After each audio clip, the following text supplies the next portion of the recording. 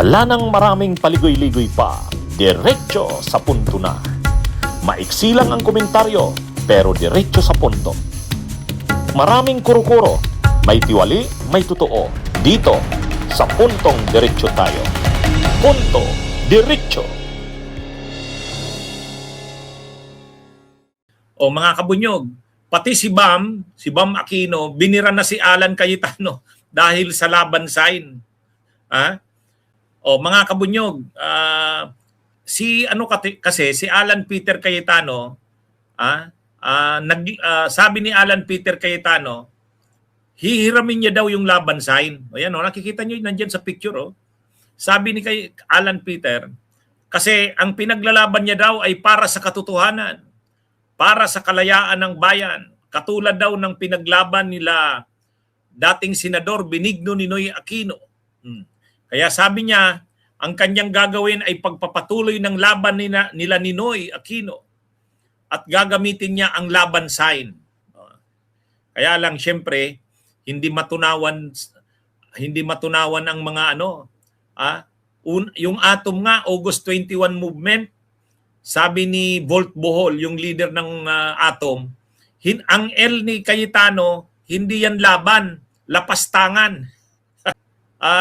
Yun ang reaksyon ng grupong Atom, yung August 21 movement. Sabi, hindi daw dapat gamitin ni Cayetano ang L sign na yan. Kasi yan kumbaga nakilala yan sa pakikipaglaban ng mga Pilipino laban noon kay Marcos. Kaya nga, kahit si Bam Aquino, nag-react na rin. Sabi ni Bam Aquino, mga kabunyog, ito yung reaksyon ni Bam Aquino. Hindi niya naman pinangalanan si Cayetano, pero sabi niya, ang simbolo ng laban ay kumakatawan sa sakripisyo, katapangan at pagkakaisa ng mamamayan. Huwag nating gamitin para isulong ang pansariling interes at kapakanan. Pero ito yung sabi ni Bam. Ang simbolo ng laban ay kumakatawan sa sakripisyo, katapangan at pagkakaisa ng mamamayan. Huwag nating gamitin para isulong ang pansariling interes at kapakanan. Yun. So grabe kaliwat kanang sampal ito sa mukha ni Cayetano. Hindi man pinangalanan ni Bam Aquino si Cayetano, pero sino pa naman ang tinutukoy niya dyan? Sino pa naman ang tinutukoy ni Bam dyan? Post ni Bam yan sa kanyang Facebook. Kaya si Cayetano, ginagamit niya yung laban sign para kunwari magkaroon ng cause ang kanyang pinaglalaban. Kasi sa totoo lang, wala namang cause ang kanyang pinaglalaban. Ano naman ang kausa ng pinaglalaban niya? Pansariling interest naman yung pinaglalaban niya. Kapituko siya sa pwesto. Ayaw niyang bitiwan ng pwesto. Samantalang ang linaw-linaw naman, wala nang suporta sa kanya ang mga kasamahan niya. Hindi na siya ang suportado ng mayorya ng kasamahan. Saka ang halos lahat ng ahensya, departamento, ay ang kinikilala ng leader ng Senado ay si Win Gatchalian. Kung may delikadesa ka at hindi makapal ang iyong mukha, ano ka na?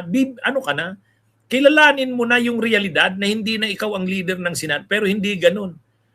Hindi ganun si Cayetano. Ibang klaseng tao to. Anong klaseng tao yan? O tao nga ba yan? At ang dyan, yun na nga, para magkaroon ng kunwari prinsipyo ang kanyang ginagawa, gumamit siya ng laban sign. Kasi tuloy-tuloy daw ang laban para sa katotohanan. Ang sinasabi niya, ang laban niya ngayon na ginagawa, pagpapatuloy ng laban ni Ninoy. Doon na nag-react na itong si Bam Aquino. Ay si Bam Aquino, pamangkin ni Ninoy yan. Uncle niyan si Ninoy. Kasi ang father niya ni Bam, di ba? Kung hindi ako nagkakamali, si Paul Aquino. Si Paul Aquino ay kapatid ni Ninoy. Kaya may karapatan si Bam na mag-react diyan. Naiinsulto ang kanyang ang kanyang tiyo, ang kanyang uncle na si Ninoy sa ganyan. Siguro kung buhay lang si Ninoy, aalma sa ganyan. Huwag mo ngang gamit-gamitin ng L sign. At saka mayroon akong nakitang post. Walang case si Alan Cayetano gumamit ng laban sign kasi kahit nung panahon ng paglaban sa diktadura noon ng Marcos, ang kanyang ama umano na si attorney naging senador Rene Cayetano ay KBL, Kilusang Bagong Lipunan. Kakampi ng administrasyong Marcos noon ng diktadurang Marcos.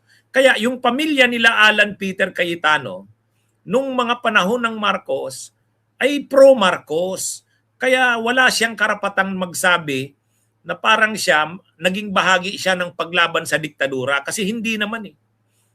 Kaya wala siyang K na gumamit ng ng sign na yan. Nakakahiya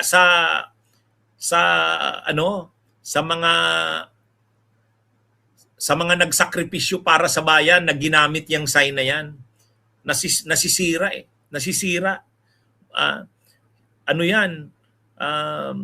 Kahanga-hanga at karispe-respeto ang laban sign na yan.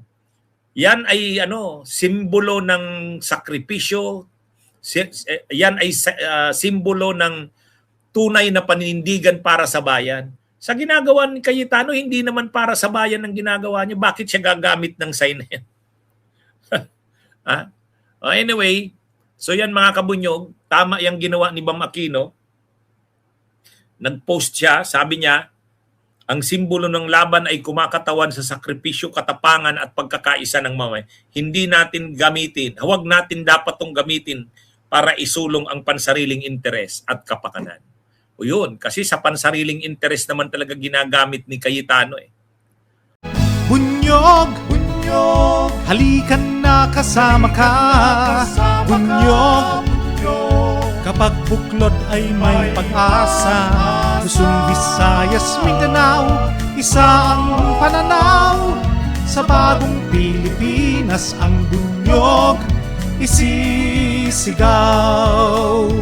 Bunyog, bunyog.